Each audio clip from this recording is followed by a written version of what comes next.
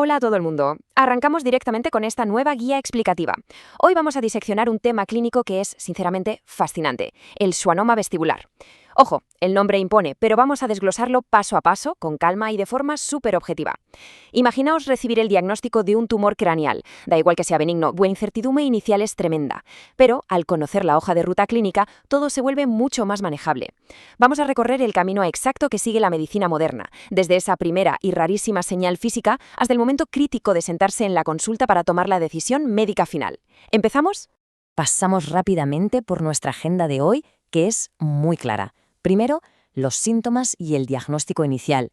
Segundo, el estándar de oro. Tercero, las opciones de tratamiento. Y cuarto, la decisión. Entramos en el punto 1, síntomas y diagnóstico inicial. A ver, todo el proceso médico empieza con una alerta, ¿no? Algo en el cuerpo que indica que las cosas han cambiado. Con el schwannoma vestibular uno esperaría que un tumor en el oído interno provocara episodios de vértigo dramáticos, de esos en los que la habitación da vueltas violentamente como en una película. Pero curiosamente, la realidad es muchísimo más sigilosa. El primer síntoma de advertencia suele ser una inestabilidad sutil. Es literalmente como tener el giroscopio interno del cuerpo un poco descalibrado. Hablamos de un ligero mareo al levantarse rápido de una silla, un leve desequilibrio caminando por la calle o perder un poco el norte al girar la cabeza de golpe. Es el sistema susurrando de forma constante que el centro del equilibrio no está funcionando como debería. Pasamos ahora al punto 2, el estándar de oro. Una vez que esos mareos sutiles pero molestos acaban llevando a la clínica, los médicos no se ponen a adivinar. Siguen un protocolo progresivo súper estricto conocido como el estándar de oro para confirmar qué está pasando realmente. El paso 1 es básico y fundamental, una audiometría. Aquí buscan confirmar una pérdida de audición asimétrica, o sea, un oído falla, pero el otro está en perfectas condiciones. Si el gráfico muestra esa asimetría, bingo, el protocolo sube de nivel inmediatamente al paso 2, que es la prueba definitiva, la resonancia magnética. Es la herramienta por excelencia para despejar cualquier duda sobre el tejido interno sin recurrir a métodos invasivos. Pero atención a esto, porque la resonancia magnética que se usa en este diagnóstico necesita un empujoncito extra. Y aquí la ciencia médica es una pasada. Utilizan un contraste químico llamado gadolinio. Lo inyectan en el torrente sanguíneo, viaja por los vasos y el tejido del tumor lo absorbe activamente. ¿El resultado? El schwannoma vestibular brilla en las pantallas del radiólogo como si fuera pintura de neón en la oscuridad, destacando en medio del resto de la anatomía. Y gracias a esto, los especialistas neurológicos consiguen una precisión milimétrica. Pueden medir el volumen exacto de la masa en 3D y ver exactamente qué nervios o estructuras delicadas está tocando.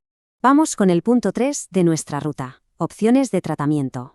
Teniendo en las manos un mapa anatómico tan espectacular, toca evaluar el arsenal médico. Y ojo, la medicina moderna está muy lejos de aplicar un enfoque genérico. El tratamiento hoy en día es altamente personalizado. Antes de tocar absolutamente nada, el equipo médico sopesa 3 variables críticas. Primero, el tamaño exacto del tumor, que es sin duda el factor más determinante.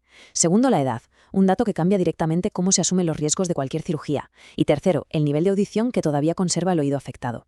Cruzar estos 3 factores hace que en la práctica clínica cada caso sea un mundo completamente distinto. Fijaos bien en cómo se estructura este abanico de opciones en los hospitales de primer nivel. Es brillante. La primera vía es la observación, el famoso wait and scan o esperar y escanear. Es el protocolo ideal para tumores pequeñitos de menos de 1,5 centímetros o para personas muy mayores. Aquí el plan es simplemente controlar de cerca haciendo resonancias cada 6 o 12 meses. Ahora, si el tumor es un poco más grande, entra en juego la radiocirugía, a menudo con tecnología robótica tipo Gamma Knife para masas de hasta 2,5 o 3 centímetros. El objetivo no es extraerlo, sino freír su ADN con radiación milimétrica para inactivarlo y frenar su crecimiento. Y, finalmente, para los casos severos, la microcirugía clásica se usa para tumores grandes de más de 3 centímetros o que ya dan síntomas neurológicos graves. Aquí el equipo quirúrgico tiene que acceder a través del cráneo para extirpar físicamente la masa, sudando la gota gorda para proteger el delicadísimo nervio facial. En resumen, una diferencia de un par de milímetros dicta decisiones médicas completamente opuestas. El contraste entre estos enfoques es asombroso. Por un lado, tenemos la paciencia infinita del esperar y escanear para esos tumores de menos de 1,5 centímetros. Porque, seamos sinceros, a veces la mejor medicina es monitorizar de cerca y no tocar nada. Y en el otro extremo absoluto tenemos una neurocirugía profundamente invasiva para tumores que superan los 3 centímetros, donde hay que abrir el hueso del cráneo y navegar por la base del cerebro. Todo el enfoque cambia de manera dramática, basándose de manera casi exclusiva en el tamaño y el impacto en las estructuras. Y así llegamos a nuestro cuarto y último punto, la decisión. Teniendo muy claro todo este arsenal, entramos en la etapa más humana de nuestra hoja de ruta. Aquí es donde los datos fríos y clínicos, esos milímetros milimetrados en una pantalla en blanco y negro, chocan de frente con la realidad diaria. La frase «no existe una respuesta única» resume a la perfección cómo funciona esto. No hay un manual matemático universal. Si el historial muestra un tumor pequeño que no tiene pinta de crecer, el sentido común nos dice que no hay por qué lanzarse a una cirugía invasiva.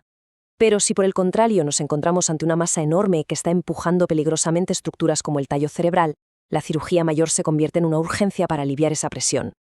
Cada diagnóstico te lleva a una encrucijada vital totalmente única. Claro, para que este análisis sea exhaustivo y 100% transparente, tenemos que hablar de la letra pequeña. Las cirugías implican riesgos serios, hay que tenerlo muy claro. Como se manipula tan cerca del nervio, la microcirugía puede provocar una parálisis facial en el lado intervenido. Muchas veces es temporal, mientras el nervio se recupera, pero en casos muy complejos puede llegar a ser permanente. Además, es súper frecuente perder de manera irrecuperable la audición de ese oído, simplemente porque extirpar el tumor suele obligar a sacrificar las estructuras del nervio auditivo. Al final del día, lograr ese equilibrio maestro entre sacar el tejido invasor y preservar el movimiento de la cara es, probablemente, el mayor desafío al que se enfrentan los neurocirujanos. En fin, hoy hemos trazado la ruta al completo. Empezamos con ese ligerísimo mareo inicial y hemos terminado en la sala de decisiones, viendo de primera mano cómo la ciencia más puntera combina la precisión tecnológica con una cautela clínica tremenda. Y, sabiendo lo que sabemos ahora, entendiendo los riesgos tan brutales y los milímetros de talento que se requieren sobre una mesa de operaciones, nos queda una gran pregunta en el aire para cerrar el tema. Teniendo en cuenta la complejidad de todo esto, ¿valdría la pena que en el futuro profundicemos en los detalles técnicos de estas cirugías y veamos cómo logran navegar milímetro a milímetro por un laberinto craneal tan asombroso? Ahí lo dejo.